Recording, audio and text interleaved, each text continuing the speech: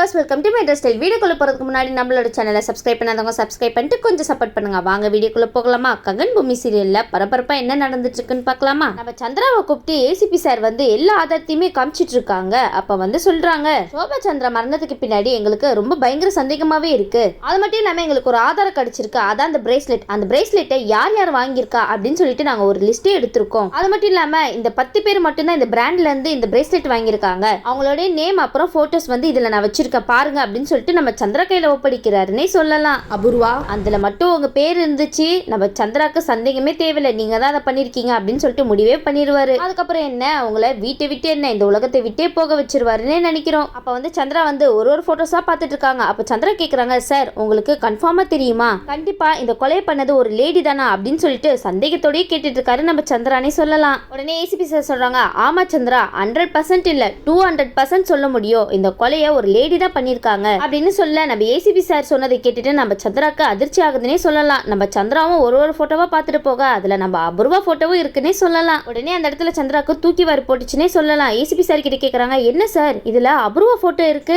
ஆமா சார், நாங்க இந்த பிரேஸ்லெட் வாங்கின லிஸ்ட்ல பார்க்கும்போது இந்த அபூர்வா பேரும் இருக்கு அப்படின்னு சொன்ன உடனே நம்ம சந்திராக்கு பல மாதிரி சந்தேகம் எழும்புதுன்னே சொல்லலாம். சொல்ல போகனா இந்த விஷயத்தை ஏற்கனவே நம்ம பூமி சந்திரா கிட்ட சொல்லியிருப்பாங்க. அப்பா, நம்ம அம்மாவை கொலை பண்ணது வேற யாரும் இல்லப்பா, இந்த அபூர்வா தான் அப்படின்னு ஒரு விஷயத்த சொல்லியிருப்பாங்க. அது மட்டும் இல்லாம அந்த வீடியோ ஆதாரத்தை எப்படியாவது அப்பா கிட்ட காமிக்கணும் அப்படின்னு சொல்லிட்டு ப்ரூஃபோட சுத்திட்டு போராடிட்டு இருந்தாங்கன்னே சொல்லலாம் பூமி. ஆனா இந்த அபூர்வா எல்லா ப்ரூஃபையும் அழிச்சிட்டாங்க. அது மட்டும் இல்லாம சந்திராக்கு அபூர்வா மேல அளவு கடந்த அன்பும் பாசமும் இருந்ததுனால நம்ம பூமி சொன்னதை அந்த இடத்துல எடுபடலன்னே சொல்லலாம். அதனால நம்ம பூமி சொன்னதை கொஞ்சம் கூட காதல வாங்காம போயிட்டே இருப்பாரு இந்த சந்திரா. ஆனா இப்போ அபூர்வாவோட போட்டோவை பார்த்ததுக்கு அப்புறம் நம்ம பூமி சொன்னதெல்லாம் ஒருவேளை உண்மையா இருக்குமா அப்படின்னு சொல்லிட்டு யோசிக்க ஆரம்பிச்சிடறாருன்னே சொல்லலாம். இந்த இடத்துல ஒருவேளை இந்த அபூர்வா தான் சோபா சந்திராவை கொலை பண்ணிருப்பாளோ அப்படின்னு சொல்லிட்டு சந்தேகம் ஏற்படுது. உடனே ஏசிபி சார் சொல்றாங்க, இங்க பாருங்க சந்திரா, இங்க பாருங்க, நாங்க வெறும் லிஸ்ட் மட்டும் தான் எடுத்து வச்சிருக்கோம். ஆனா இதுல யாருமே கன்ஃபார்ம்னு சொல்ல முடியாது. ஆனா கண்டிப்பா ஒரு விஷயம், இதுல யாராவது ஒருத்தங்க மட்டும்தான் இந்த கொலைக்கு பின்னாடி காரணமா இருப்பாங்க, அப்படி மட்டும் உறுதியா தெரியும் அப்படின்னு சொல்லிட்டு இருக்காங்க.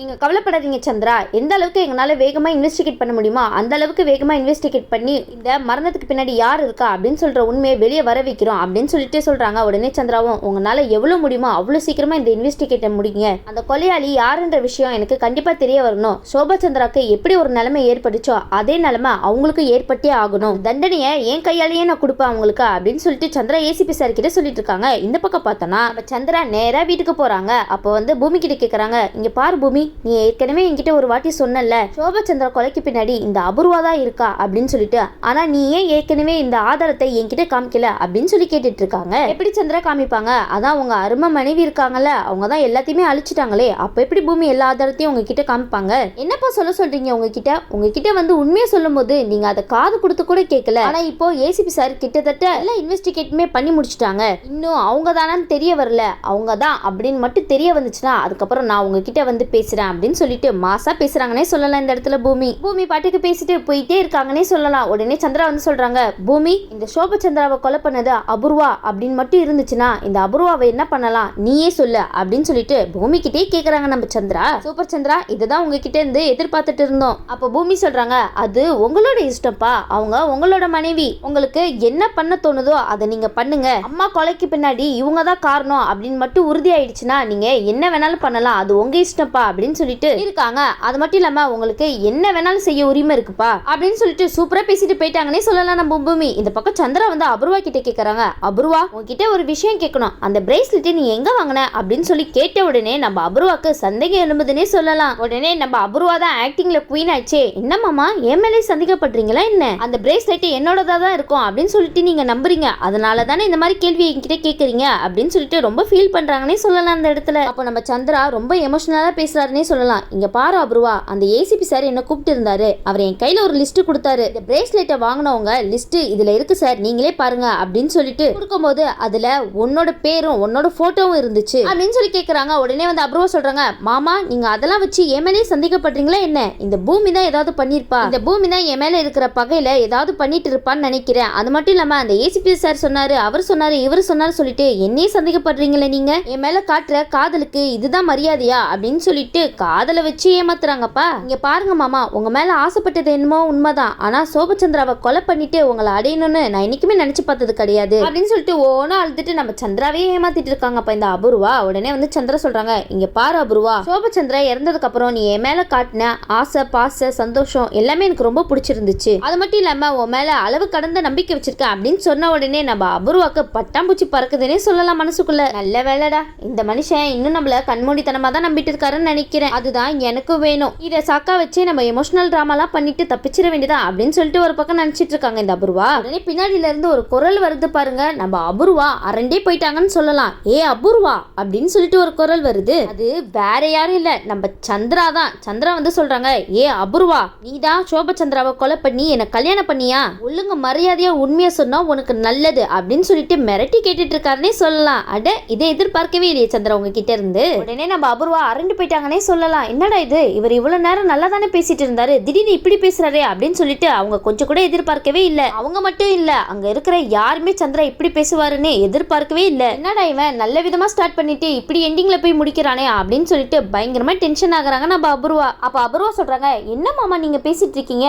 நான் தான் உங்ககிட்ட ஏற்கனவே சொன்னல, என்னோட அக்காவை என் கையால நான் எப்படி கொள்ளுவேன் சொல்லுங்க. அது என்னால எப்படி முடியும் மாமா, என்னால கனவுல கூட நினைச்சு பார்க்க முடியாது அந்த மாதிரி விஷயத்தலாம் அப்படின்னு சொல்லிட்டு ஆக்ட் பண்ணிட்டு இருக்காங்க. உடனே வந்து சந்திரா சொல்றாங்க, வாய மூடு அபூர்வா, அந்த ஏசிபி சார் என்ன கூப்பிட்டு அந்த 10 பேர் லிஸ்ட்டை காமிச்சாங்க, அதுல உன்னோட பேரு இருந்துச்சு. அப்ப நான் அவர்கிட்ட திருப்பி கூட கேட்டேன், இதுல என்ன அபூர்வா பேர் இருக்கு அப்படின்னு சொல்லி சொன்ன உடனே அவரு இந்த பிரேஸ்லெட்டை வாங்கினதுல இவங்களும் ஒருத்தவங்க அப்படின்னு சொன்ன உடனே நான் எப்படி நம்பாம இருக்க முடியும் சொல்லு? சோபச்சந்திரா கொலை நடந்த நடத்துல நீதான் இருந்திருப்பேன்னு எனக்கு நல்லாவே தோணுது. ஆனா அது இன்னும் கன்ஃபார்மா தெரியல. ஆனா ஒண்ணு மட்டும் சொல்ற அபூர்வா, நல்லா தெரிஞ்சுக்கோ, நீ என்ன கல்யாணம் பண்றதுக்காக சோபச்சந்திராவை கொலை பண்ணன்னு மட்டும் எனக்கு தெரிய வந்துச்சு. என்னோட சோபாவை எப்படி துடிக்க துடிக்க கொலை பண்ணியோ அதே மாதிரி உன்னை துடிக்க துடிக்க சாவடிச்சிருவேன் அப்படின்னு சொல்லிட்டு பயங்கரமா மிரட்டுறாருன்னே சொல்லலாம் இந்த இடத்துல சந்திரா. இதெல்லாம் கேட்டுட்டு நம்ம கேபி செரி எல்லாருமே சந்தோஷப்படுறாங்கன்னே சொல்லலாம். அது மட்டும் இல்லாம இந்த நட்சத்திரம் இருக்காங்கல்ல, என்ன டேடி நீங்க அம்மா மேலேயே சந்தேகப்படுறீங்களா என்ன? அம்மா அந்த மாதிரி பண்ணிருப்பாங்களா அப்படி உங்களுக்கு தோணுதா என்ன அப்படின்னு சொல்லி கேட்டுட்டு இருக்காங்க. நினைக்கிறீங்களா? இல்ல, அந்த சந்தேக பார்வையில தான் கேட்டுட்டு இருக்கேன். ஒருவேளை உங்க அம்மாக்கும் அந்த கொலைக்கு ஏதாவது சம்பந்தம் இருந்துச்சு, உங்க அம்மாவை சும்மாவே விட மாட்டேன் பாத்துக்கோ அப்படின்னு சொல்லிட்டு இருக்காங்க.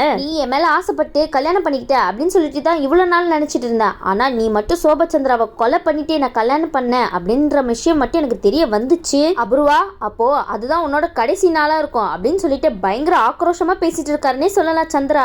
பாருங்க மாமா, யார் என்ன சொன்னாலும் சரி, என்னோட அக்காவை நான் கொலை பண்ணவே இல்லை, அந்த மாதிரி நினைச்சு கூட நான் பார்க்க மாட்டேன். உங்களுக்கு ஒரு துணையா இருக்கணும்னு தான் நினைச்சேனே தவிர அவளுடைய வாழ்க்கையை அழிச்சிட்டு உங்களுக்கு துணையா இருக்கணும்னு நான் நினைச்சு கூட பார்க்கல அப்படி இப்படின்னு சொல்லிட்டு ஒரு கதை விட்டுட்டு இருக்காங்கன்னே சொல்லலாம் இந்த அபூர்வா. அப்போ பூமி சொல்றாங்க, அப்பா எனக்கு ஏற்கனவே தெரியும் இந்த கொலையை யார் பண்ணான்ற விஷயம். ஆனா இப்போ என் கையில எந்த ஆதாரமும் இல்ல. அந்த ஆதாரம் இல்லாம இந்த இடத்துல இவங்க தான் பண்ணாங்க அப்படின்னு சொல்லிட்டு நான் நிரூபிக்கவே முடியாது. காலம் ஒரு நாள் இல்லைன்னா ஒரு நாள் அவங்க செஞ்ச பாவத்தை உணர்த்தி தீரும் அப்படின்னு சொல்லிட்டு நம்ம அபூர்வாவை பார்த்து தான் சொல்லிட்டு இருக்காங்க நம்ம பூமி. பார் பூமி, நீ சொன்ன விஷயத்துக்கு பின்னாடி இவதான் இருக்கா அப்படின்னு மட்டும் விஷயம் எனக்கு தெரிய வந்துச்சுன்னா இவளை நான் சும்மாவே விட மாட்டேன் அப்படின்னு சொல்லிட்டு நம்ம சந்திரா அந்த இடத்த விட்டு டக்குன்னு கிளம்பி போயிடறாருன்னே சொல்லலாம். அப்ப நம்ம பூமி வந்து அபூர்வா கிட்ட சொல்றாங்க, இங்க பாரு அபூர்வா, நீ என்ன நினைச்சிட்டு இருந்த?